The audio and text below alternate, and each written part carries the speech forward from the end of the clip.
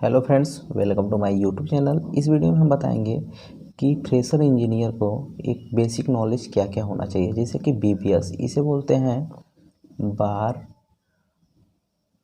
बार bending schedule. ठीक है, इसे बोलते हैं बार बेंडिंग स्केड्यूल। तो जैसे कि ये होता है बार बेंडिंग शेड्यूल। ठीक है, तो बार बेंडिंग शेड्यूल आपको बनाने आना चाहिए। अब ऐसा नहीं है कि खाली आपको मिल गया कि एक वॉल है या फिर कॉलम है। जैसे कि सपोज मान लो ये है कॉलम। ठीक है, इसमें वर्टिकल मेन बार लगना है 16 डाया की 4 नंबर। ठीक है, और जिसकी हाइट है, इसकी हाइट जो रहेगी कॉलम की वो रहेगी 5 मीटर।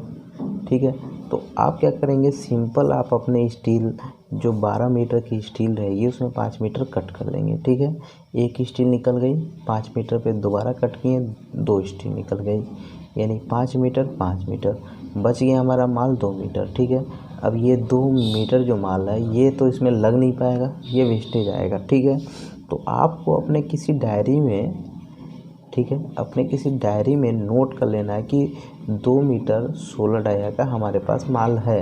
अब इसको आपको कहीं ना कहीं यूज करना होगा। जैसे कि अगर आप बीम जो है बीम का काम कर रहे हैं, ठीक है, तो बीम में क्या होता है, मेन स्टील के बाद, ये मेन स्टील है, मेन स्टील के बाद एक एक्स्ट्रा बार लगती है इस तरह से। ठीक है, एक एक्स्ट्रा बार लगती है यहाँ पे स्पेशल लगा के।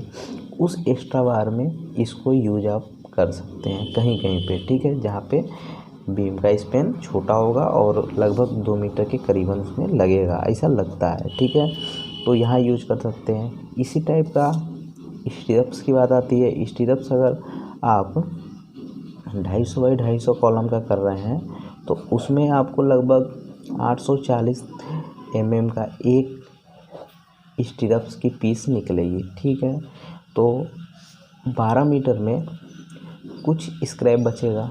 सपोज कुछ स्क्रैप बचा, ठीक है, अगर इसको डिवाइड करेंगे, अगर 1 मीटर इसको ले लेते हैं, कैलकुलेशन ईजी हो जाएगा।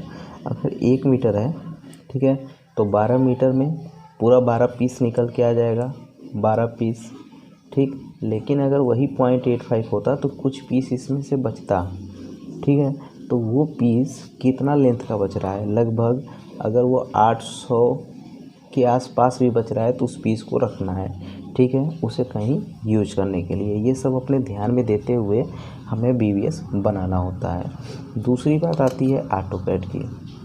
ऑटोकैड भी मेन रोल होता है एक इंजीनियर के लिए, जो कि सिंपल ड्राइंग भी बनाए, सिंपल ड्राइंग मेकिंग कर सके। ठीक है, और इससे मेन फ़ायदा क्या होता है, जैसे कि कभी कभी ये आपकी ड्राइंग है और इस टाइप का कोई शेप आ गया।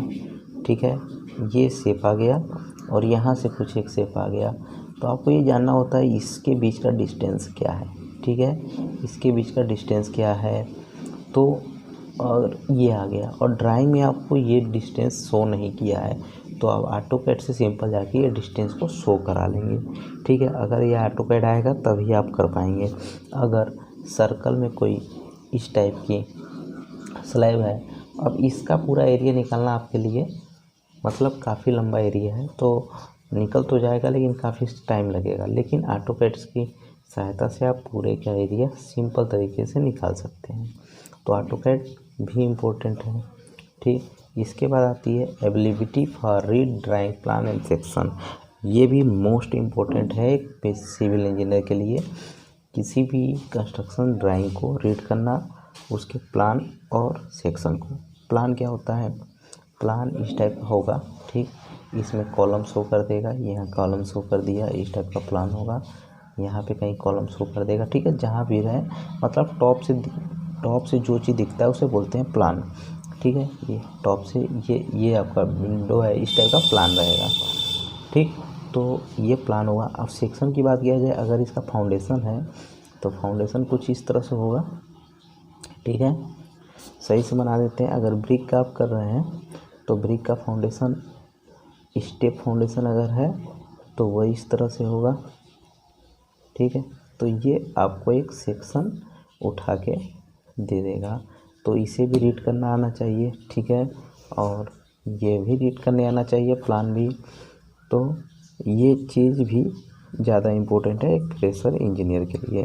इसके बाद बिलिंग वर्क दो आता है, एक क्लाइंट आता है और एक आता है कंट्रैक्टर का। तो आपको कम से कम कंट्रैक्टर का बिल बनाने आना चाहिए, और इस पर हमने बिल एक वीडियो भी बनाई हुई है, 1-2 वीडियो कंट्रैक्टर पे भी और क्लाइंट पे भी। एक बिलिंग नाम का प्लेलिस्ट है मेरे पास, बिलिंग करके एक प्लेलिस्ट है, उसमें आप जाइए, सब कुछ डिटेल में समझाया गया है, ठीक है। इसके बाद लेआउट वर्क भी मोस्ट इम्पोर्टेंट है। जैसे कि इस कॉलम का या फाउंडेशन का आपको लेआउट करना है तो कैसे करना है वो आना चाहिए। तो कम से कम एक आपको रेफरेंस पॉइंट बनाना होता है, उस रेफरेंस पॉइंट से आपको ये सब काम करना होता है, ठीक है। इस पे भी हमने वीडियो बनाया हुआ है, आप देख सकते हैं, ठीक है। इसके बाद DPR डेली प्रोग्रेस रिपोर्ट आपको कैसे तैयार करना है ये भी आना चाहिए, ठीक है। इसके बाद लेबर हैंडल। अब लेबर हैंडल आप कैसे करेंगे, जैसे कि मान लो 125 स्क्वायर फीट प्लास्टर करना है, ठीक है। ये आपका टारगेट है एक दिन में, तो आप कितना आदमी इसमें लगाएंगे, इसमें आप लगाएंगे 1 मेसन, ठीक है, और 2 हेल्पर। इससे ज़्यादा आपको नहीं लगाना है। इतना में आपको 125-130 फीट प्लास्टर करा ही लेना है किसी भी तरह से। अगर आप 1 MQ ब्रिक वर्क का टारगेट रखते हैं तो 1 मेसन 2 हेल्पर उसमें भी काफ़ी है 1 MQ ब्रिक वर्क के लिए, ठीक है। तो लेबर हैंडल करना भी आना चाहिए आपको। इसके बाद क्वांटिटी कैलकुलेशन एक तरह से देखा जाए तो बिलिंग का ही एक रूप है।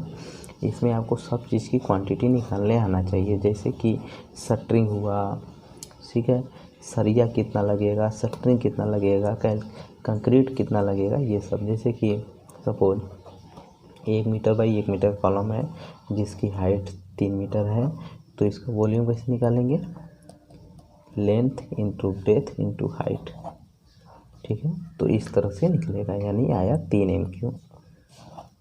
तो ये है क्वांटिटी निकालने का फंडा। तो इस तरह से एक फ्रेशर इंजीनियर को कम से कम इतने पॉइंट आने चाहिए, ठीक है, तब जाके वो साइट पे काम करा सकता है, नहीं तो उसे बहुत प्रॉब्लम होगा।